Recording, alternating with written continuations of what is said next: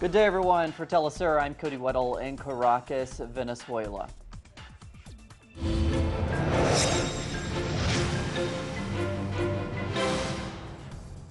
Latin American heads of state continue to discuss the region's most pressing issues at the CELAC summit in Costa Rica. Presidents from over 30 nations are focusing on fine-tuning the details of a joint effort designed to eradicate poverty in the region.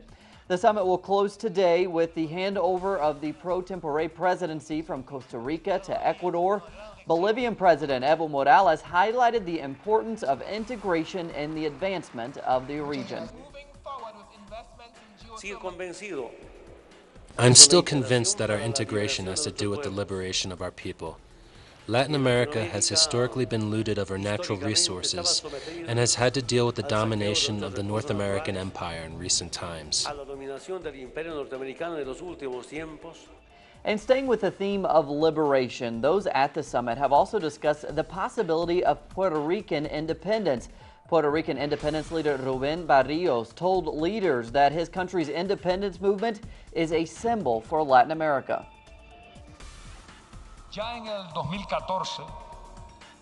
In its last summit in 2014, CELAC claimed Puerto Rico as its own and charged the CELAC directors to take the necessary measures to advance the decolonization of our island.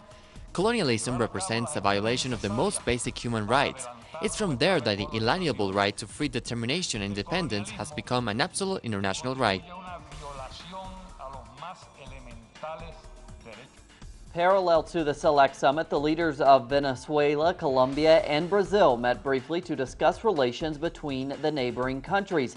During the encounter, Venezuelan President Nicolás Maduro and Colombian President Juan Manuel Santos addressed bilateral relations. Days before the summit, the two countries clashed after the Colombian Foreign Ministry called for the liberation of Venezuelan opposition extremist Leopoldo López.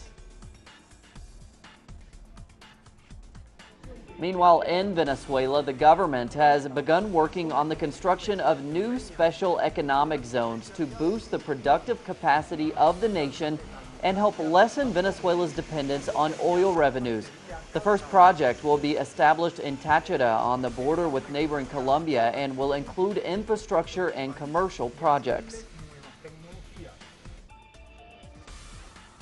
We go now to Mexico and a developing story in the country's capital. It appears a gas explosion outside of a maternity and children's hospital there has left at least 2 dead and dozens injured, many of them children. Our correspondent Clayton Kahn is covering this breaking story, and we turn now to him via phone. Clayton, what's the latest you can tell us? Good day, Corey. Well, what we understand is that there have been 4 infants and 3 adults who have been killed and more than 50 injured in this past pipe explosion that occurred here in Mexico City at around 7 a.m. this Thursday in a maternity hospital in the city's borough of Coajimalpa. From what we understand, a good portion of the building, between 30 to 40%, has collapsed. Now, according to the city's mayor, there are some 22 children and 32 adults who have been injured, some seriously, but obviously the number may change as hours go by.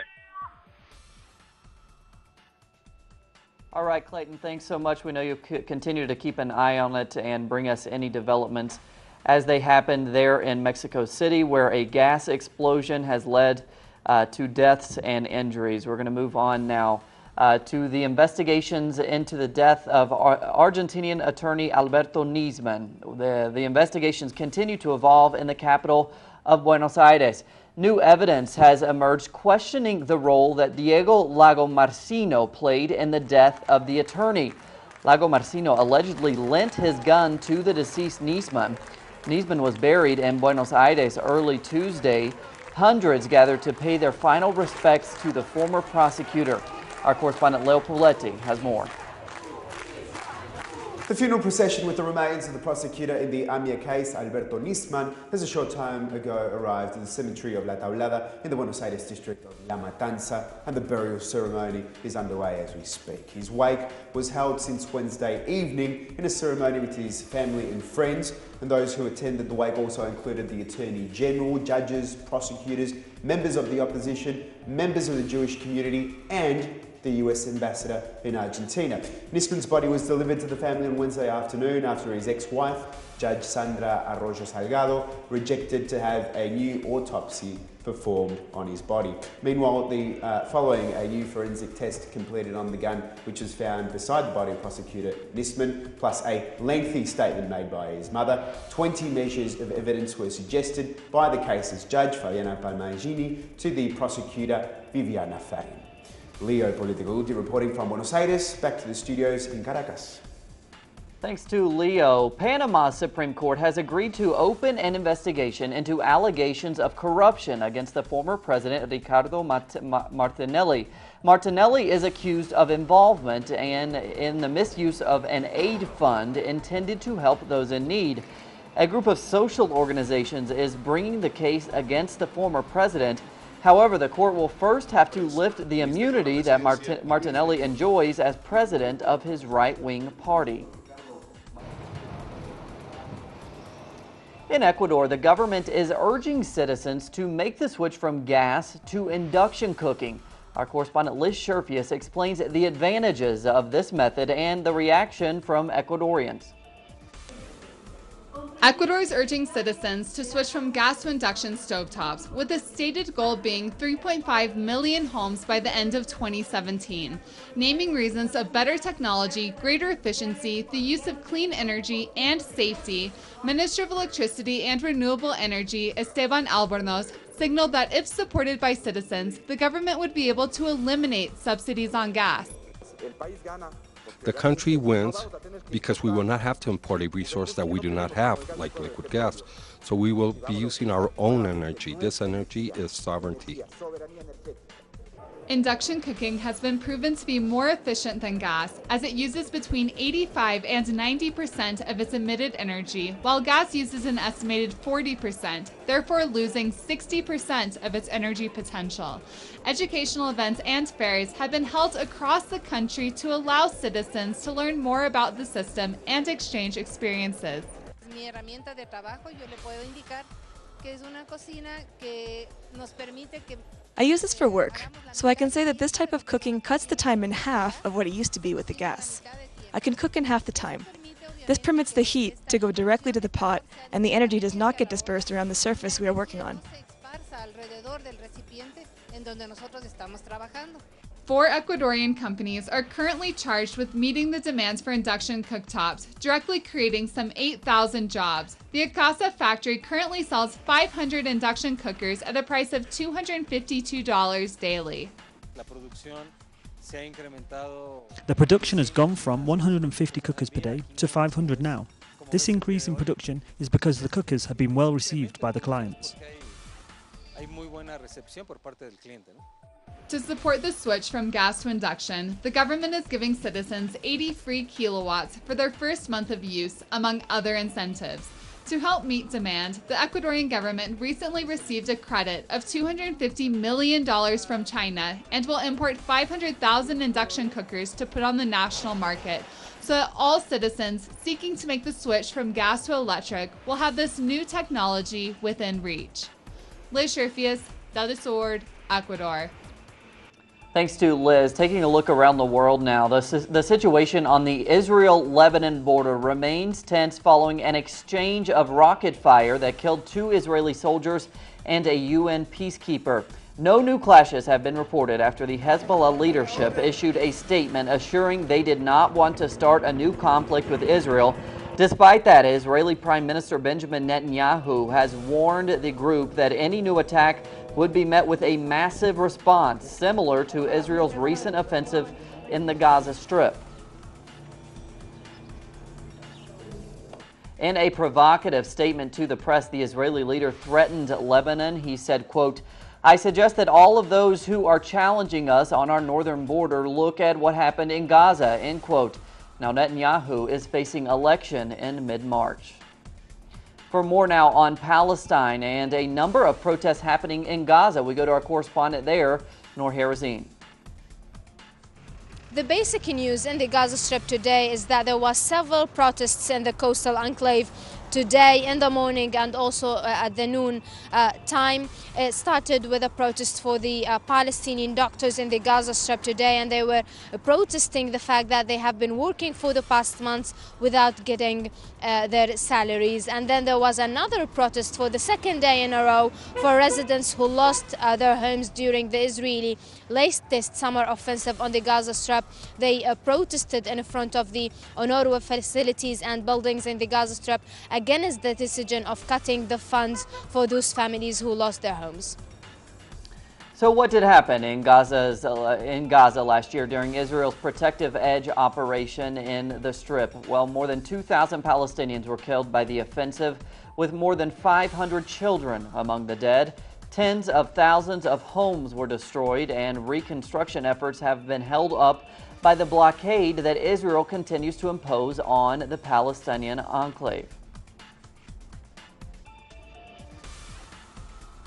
Foreign ministers from the European Union are meeting in Brussels to discuss imposing new sanctions against Russia.